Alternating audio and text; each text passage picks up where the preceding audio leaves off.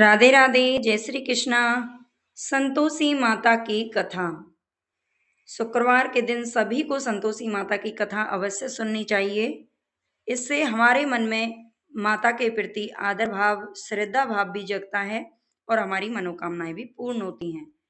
एक बार एक बुढ़िया थी, उसके 7 पुत्र थे। 6 कमाने वाले थे और एक निकम्मा था। बुढ़िया माँ 6 पुत्रों की रसोई बनाती, भोजन कराती और जो बाद में कुछ बचता वह 7वें को दे देती थी।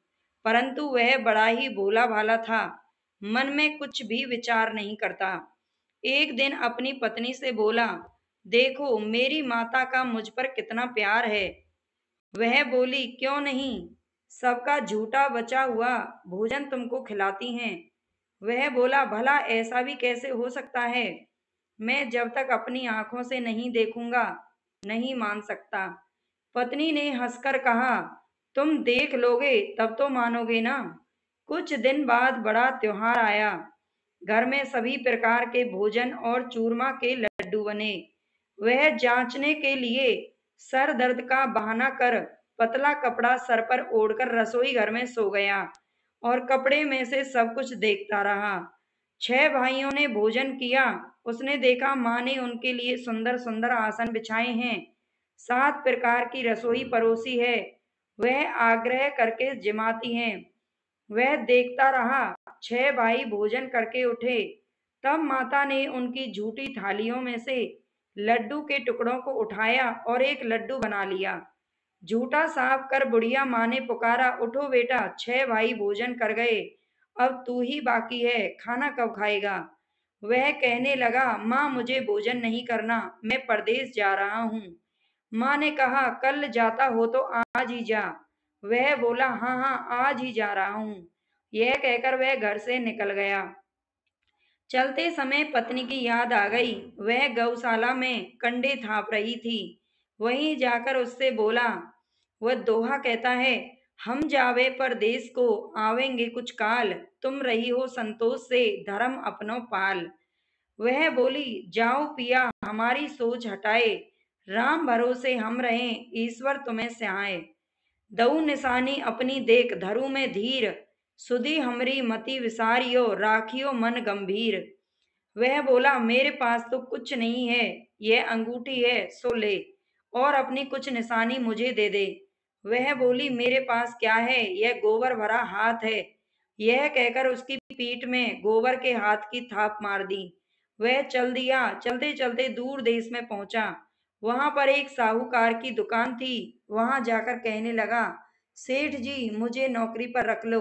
साहूकार को जरूरत थी, बोला रह जा। लड़के ने पूछा, तनख्वाह कितनी दोगे। साहूकार ने कहा, काम देखकर दाम मिलेंगे।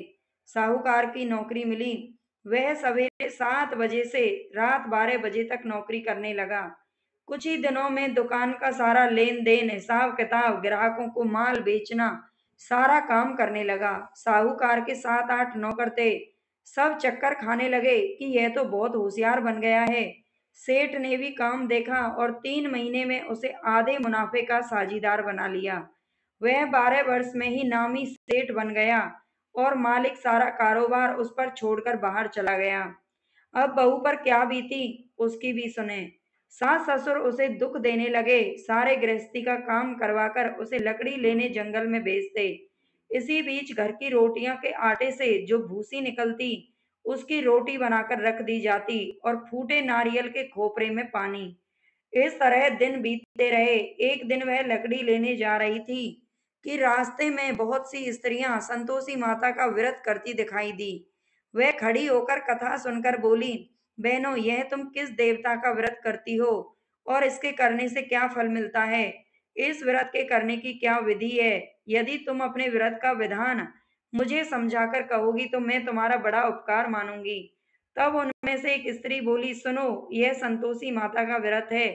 इसके करने से निर्धनता दरिद्रता का नाश होता है, लक्ष्मी आती है, मन की चिंताएं दूर होती हैं, घर में सुख होने से मन को प्रसन्नता और शांति मिलती है, नी पुत्र को पुत्र मिलता है, पति बाहर चला गया हो तो जल्दी आ जाता है, कुंवारी कन्या को मनपसंद वर मिलता है, बहुत दिनों से मुकदमा चलता हो तो समाप्त हो जाता है, सब तरह से सुख शांति हो, घर में धन जमा हो, पैसा जायदाद का लाभ हो, रोग दूर हो तथा जो कुछ मन में कामना हो वे सब इस संतोषी माता की कृपा से पूरी हो जाती हैं, इसमें संदेह नहीं है। वह पूछने लगी, व्रत कैसे किया जाता है, यह भी बताओ तो बड़ी कृपा होगी। स्त्री कहने लगी, 1.25 रुपए का गुड़ चना लेना, इच्छा हो तो 5.25 रुपए का ले लेना तथा 11.25 रुपए का सहूलियत अनुसार लेना, बिना परेशानी श्रद्धा और प्रेम से जितना बन सके सवाया लेना। 1.25 रुपए से 5.25 रुपए तथा इससे भी ज्यादा शक्ति और भक्ति अनुसार। हर शुक्रवार को निराहार यानी बिना आहार करे रहकर कथा कहानी सुनना, इनके बीच क्रम टूटे नहीं, लगातार नियम पालन करना। सुनने वाला कोई ना मिले तो घी का दीपक जलाकर उसके आगे जल के पात्र को रख कथा कहना, परंतु नियम नहीं टूटना चाहिए। जब तक कार्य सिद्ध ना हो नियम का पालन करना और कार्य सिद्ध हो जाने पर ही व्रत का उद्यापन करना। 3 मास में ही माता फल पूरा करती हैं। यदि किसी के खोटे ग्रह हों तो भी माता 1 वर्ष में अवश्य कार्य को सिद्ध करती हैं। कार्य सिद्ध होने पर उद्यापन करना चाहिए, बीच में नहीं। उद्यापन में 2.5 सेर आटे का खाजा तथा इसी अनुसार से खीर तथा चने का साग करना। 8 लड़कों को भोजन कराना, जहां तक मिले देवर जेठ भाई बंधु कुटुंब के लड़के लेना, ना मिले तो रिश्तेदार और पड़ोसियों के लड़के बुला लेना। उन्हें भोजन कराना, यथाशक्ति दक्षिणा देकर माता का नियम पूरा करना। उस दिन घर में कोई खटाई न खाने चाहे। यह सुनकर बुढ़िया के लड़के की बहू चल दी। रास्ते में लकड़ी के बोझ को बेच दिया और उन पैसों से गुड़ चना लेकर माता के व्रत की तैयारी करके आगे चली और सामने मंदिर देखकर पूछने लगी, यह मंदिर किसका है? सब कहने लगे, संतोषी माता का मंदिर है। यह सुनकर माता के मंदिर में जाकर माता के चरणों में लौट गई, विनम्र होकर विनती करने लगी, माँ मैं निपट मूर्ख हूँ, व्रत के नियम कुछ नहीं जानती, मैं बहुत दुखी हूँ। हे माता जगत जननी, मेरा दुख दूर कर, मैं तेरी शरण में हूँ। माता को दया आई। एक शुक्रवार बीता कि दूसरे शुक्रवार को ही इसके पति का पत्र आया और तीसरे को उसका भेजा हुआ पैसा भी आ पहुंचा। यह देखकर जेठानियां मुंह सिकोड़ने लगी, इतने दिनों में पैसा आया, इसमें क्या बड़ाई है। लड़के ताने देने लगे, काकी के पास अब पत्र आने लगे, रुपया आने लगा, अब तो काकी की खातिर बढ़ेगी, अब तो काकी बुलाने से भी नहीं बोलेगी। बेचारी सरलता से कहती, भैया पत्र आए रुपया आए तो हम सबके लिए अच्छा है। ऐसा कहकर आंखों में आंसू भरकर संतोषी माता के मंदिर में आकर मातेश्वरी के चरणों में गिरकर रोने लगी और कहने लगी, माँ मैंने तुमसे पैसा नहीं मांगा, मुझे पैसे से क्या काम है, मुझे तो अपने सुहाग से काम है, मैं तो अपने स्वामी के दर्शन और सेवा मांगती हूँ। तब माता ने प्रसन्न होकर कहा, जा बेटी तेरा स्वामी आएगा। यह सुन खुशी से बावली होकर घर में जाकर काम करने लगी। अब संतोषी माँ विचार करने लगी, इस भोली पुत्री से मैंने कह तो दिया तेरा पति आएगा, पर आएगा कहाँ से, वह तो सपने में भी इसे याद नहीं करता, उसे याद दिलाने के लिए मुझे जाना पड़ेगा। इस तरह माता बुढ़िया के बेटे के सपने में प्रकट होकर कहने लगी, बेटे सोता है या जागता है? वह बोला, माता सोता भी नहीं हूँ जागता भी नहीं हूँ, बीच में ही हूँ, कहो क्या आज्ञा है। माँ कहने लगी, तेरा घर बार कुछ है या नहीं? वह बोला, मेरा सब कुछ है माता, माँ बाप भाई बहन बहू, क्या कमी है? माँ बोली, भोले पुत्र तेरी पत्नी बहुत कष्ट उठा रही है, माँ बाप उसे दुख दे रहे हैं, वह तेरे लिए तरस रही है, तू उसकी सुध ले। वह बोला, हाँ माता यह तो मुझे मालूम है, परंतु मैं जाऊं तो जाऊं कैसे? परदेश की बात है, लेन देन का कोई हिसाब नहीं, कोई जाने का रास्ता नजर नहीं आ रहा, कैसे चला जाऊं? माँ कहने लगी, मेरी बात मान, सवेरे नहा धोकर संतोषी माता का नाम ले, घी का दीपक जला, दंडवत कर दुकान पर जा बैठना, देखते देखते तेरा लेन देन सब चुक जाएगा, जमा माल बिक जाएगा, सांझ होते होते धन का ढेर लग जाएगा। जब सवेरे बहुत जल्दी उठ उसने लोगों से अपने सपने की बात कही तो वे सब उसकी बात अनसुनी कर हंसी उड़ाने लगे। कई सपने भी सच होते हैं। एक बूढ़ा बोला, देख भाई मेरी बात मान, इस प्रकार सच झूठ करने के बदले देवी ने जैसा कहा है वैसा ही करने में तेरा क्या जाता है? वह बूढ़े की बात मान, स्नान कर संतोषी माँ का दंडवत कर घी का दीपक जलाकर दुकान पर जा बैठा। थोड़ी देर में क्या देखता है कि देने वाले रुपया लाए, लेने वाले हिसाब लेने लगे। कोठी से भरे सामानों के खरीदार नकद दाम में सौदा करने लगे। शाम तक धन का ढेर लग गया। माता का चमत्कार देख प्रसन्न होकर मन में माता का नाम ले घर जाने के लिए गहना कपड़ा खरीदने लगा और वहां के काम से निपटकर वह घर को रवाना हुआ। इधर बेचारी बहू जंगल में लकड़ी लेने जाती है। लौटते वक्त माँ के मंदिर पर विश्राम करती है। वह तो उसका रोजाना रुकने का स्थान था।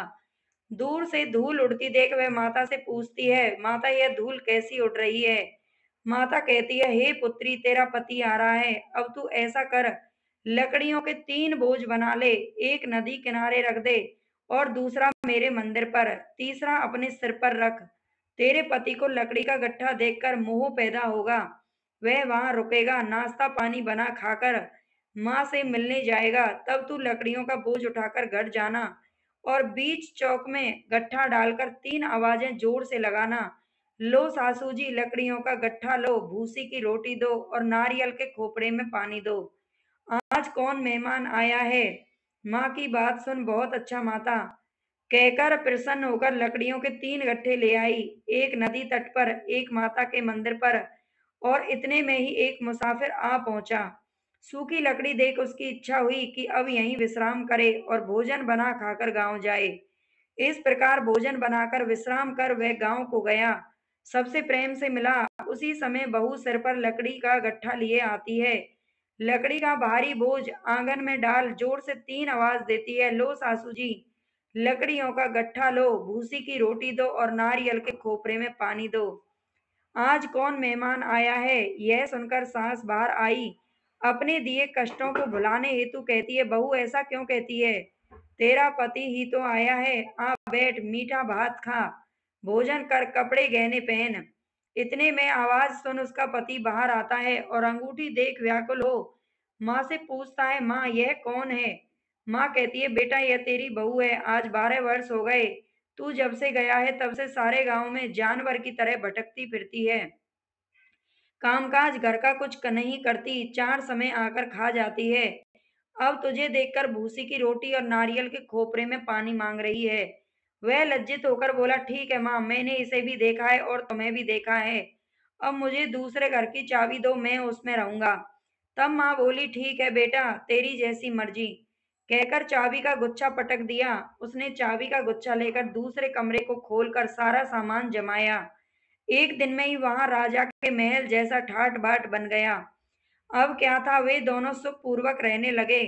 तत्पश्चात अगला शुक्रवार आया। बहू ने अपने पति से कहा, मुझे माता का उद्यापन करना है। पति बोला, बहुत अच्छा, खुशी से करो। वह उद्यापन की तैयारी करने लगी।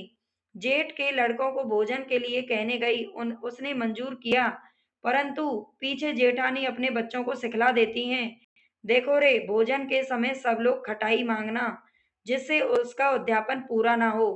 लड़के खाना खाने आए। खीर पेट भरकर खाई, परंतु याद आते ही कहने लगे, हमें कुछ खटाई दो। खीर खाना हमें भाता नहीं, देखकर अरुचि होती है। बहू कहने लगी, खटाई किसी को नहीं दी जाएगी, यह तो संतोषी माता का प्रसाद है। लड़के तुरंत उठ खड़े हुए बोले, पैसा लाओ। भोली बहू कुछ नहीं जानती थी, सो उन्हें पैसे दे दिए। लड़के उसी समय जाकर इमली खाने लगे। यह देखकर बहू पर माता ने खूब कोप किया। राजा के दूत उसके पति को पकड़कर ले गए। जेठ जेठानी मनमाने खोटे वचन कहने लगे। लूट लूट कर धन इकट्ठा कर लाया था, सो राजा के दूत पकड़कर ले गए। अब सब मालूम पड़ जाएगा जब जेल की हवा खाएगा। बहू से ये वचन सहन नहीं हुए। रोती रोती माता के मंदिर में गई। माता, तुमने यह क्या कर दिया? हंसकर अब क्यों रुलाकर रोनाने लगी हो? माता बोली, पुत्री, तूने उद्यापन करके मेरा व्रत भंग किया है।